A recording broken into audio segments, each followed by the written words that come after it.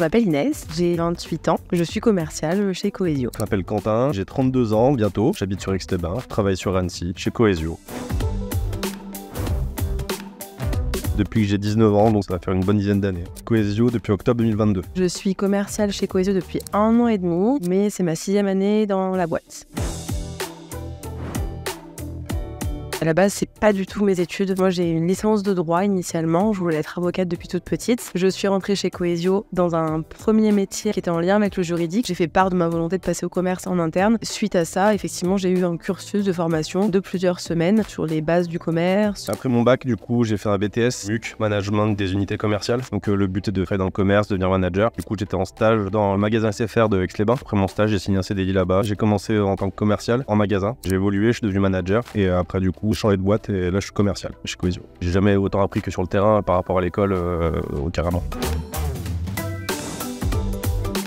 Moi, j'étais pas prédestiné à faire commercial. Quand j'étais petit, je voulais pas être commercial, je voulais être pompier comme tout le monde, tu vois. On m'a toujours dit que j'avais des capacités à communiquer, à être à l'aise avec les gens. Donc, oui, j'aime bien le commerce en soi, c'est un truc que j'ai toujours apprécié. C'est un peu la facilité, le commerce. Il y a beaucoup de monde qui part dans le management, dans le commerce. J'ai besoin d'être en face à face, que j'ai besoin d'être avec quelqu'un. J'ai besoin de la négo, de sentir la personne. J'ai un bon feeling de manière générale avec les gens, donc j'ai besoin moi d'être en face. C'est, on va dire, la principale chose qui m'a attirée sur un poste de commercial. Aucune journée se ressemble, donc on peut pas du tout définir une journée type. Ce qui devrait, sur la partie théorique, prendre le plus de temps, c'est le face-à-face, tête-à-tête client ou prospect ou sur le terrain. Ça, c'est la théorie. Effectivement, c'est là où on devrait passer le plus de temps. Sauf que pour atteindre ce niveau-là de rendez-vous et cette récurrence-là, il faut qu'on puisse les avoir, ces rendez-vous. Et donc, ça passe par du phoning, ça passe par du démarchage de toutes sortes. Normalement, c'est 90% de face-à-face et 10% d'admin. Dans la réalité, on est peut-être plus sur du 80-20.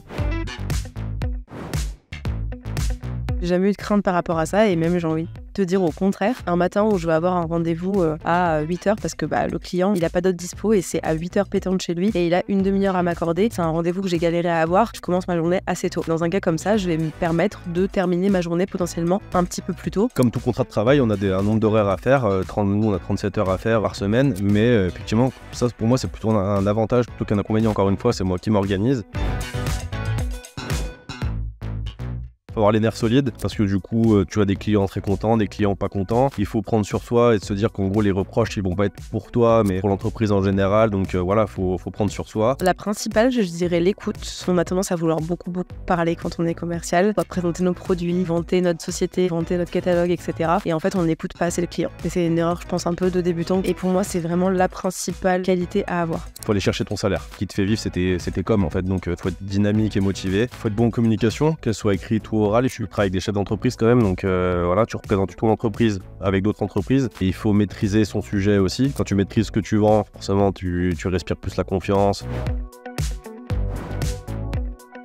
Moi justement je pense qu'il n'y a pas de commercial type, il n'y a pas de commercial excellent parce qu'il a ce tempérament-là ou cette personnalité-là. Au contraire, je pense qu'en fait c'est un complément de plusieurs atouts qui font qu'on peut être bon. Par exemple, on peut être très introverti, mais pour autant être expert sur le catalogue de produits qu'on va vendre et du coup toucher une certaine typologie de clients parce que c'est des clients qui vont avoir un côté technique, etc. À l'inverse, d'autres commerciaux qui vont être hyper extravagants mais qui vont dans le fond pas bien maîtriser leur catalogue et ça peut aussi plaire à une certaine typologie de clients qui sont pas du tout sur le technique mais plus avoir le feeling avec la personne qui est en face, à faire confiance assez facilement et du coup à acheter plus facilement. Ça dépend, t'en as qui ont un don franchement de communication, de négociation, de commerce. J'avais des personnes qui n'étaient pas forcément des commerciaux nés mais qui quand ils appliquent les procédures, les bons conseils, les bonnes pratiques, ils deviennent des bons commerciaux.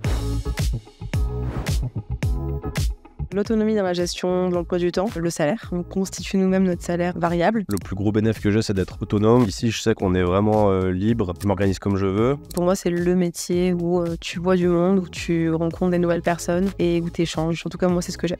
Je rencontre plein de gens différents, des patrons d'entreprise, mais je peux rencontrer des agents immobiliers, des industriels. Donc ouais, j'irai l'autonomie, le plaisir de découvrir plein de métiers différents, de me faire du réseau aussi parce que je rencontre plein de personnes différentes. Depuis que je fais ce métier-là, j'ai pas une journée qui a été pareille, quoi. Le salaire, pour certains, ça peut être chiant entre guillemets de pas avoir le même salaire, mais nous on a la chance de pouvoir avoir des salaires qui peuvent monter, pas plafonner quoi.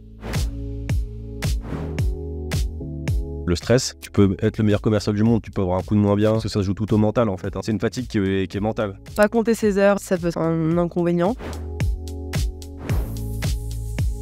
Dans les premières ventes, tu te plantes, tu stresses, tu te plantes, t'es pas convaincant, t'es tout transpirant, tu trembles, et c'est pas grave. Comme je t'ai dit, tu peux te planter, tu résistes à l'échec, et puis après t'avances, comme dans la vie.